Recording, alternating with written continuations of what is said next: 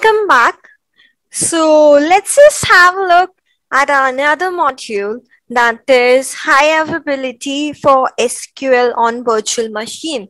So what does you guys really understand by high availability? Does that sound to similar like something that is highly available for me?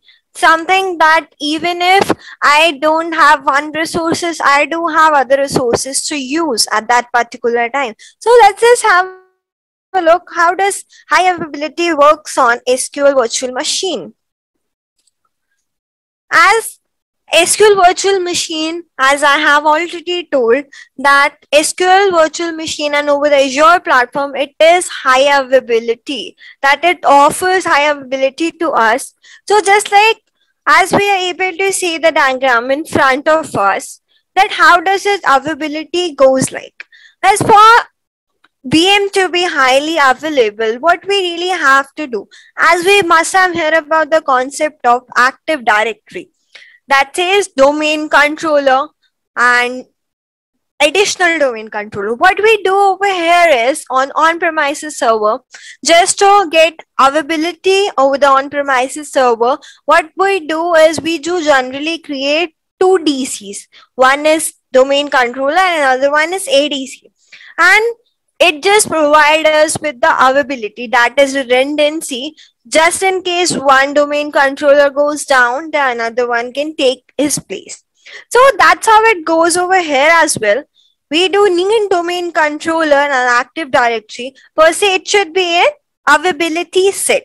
Just like I have mentioned ADC and DC, just like the same way we are having DC1 and DC2.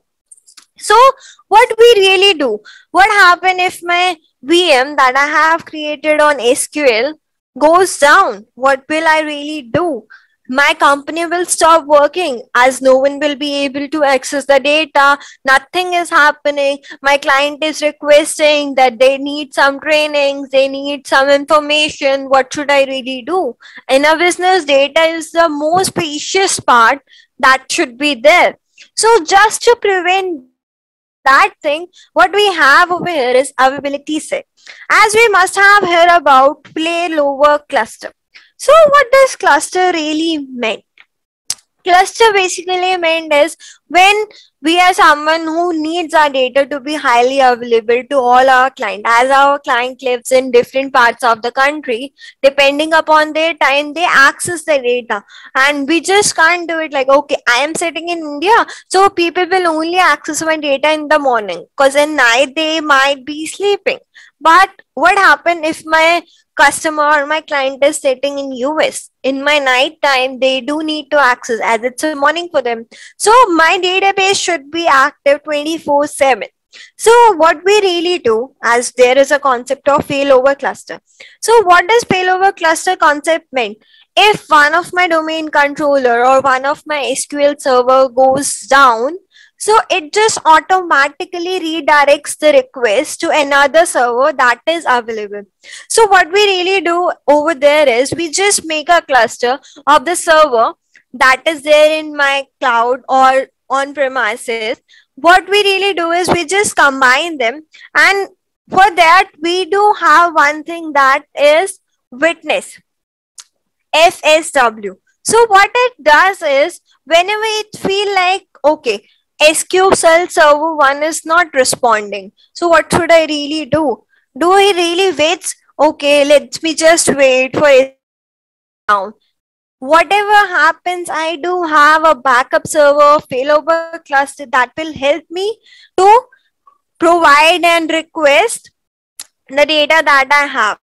And it do also have load balancer that balances this failover cluster that we have stored.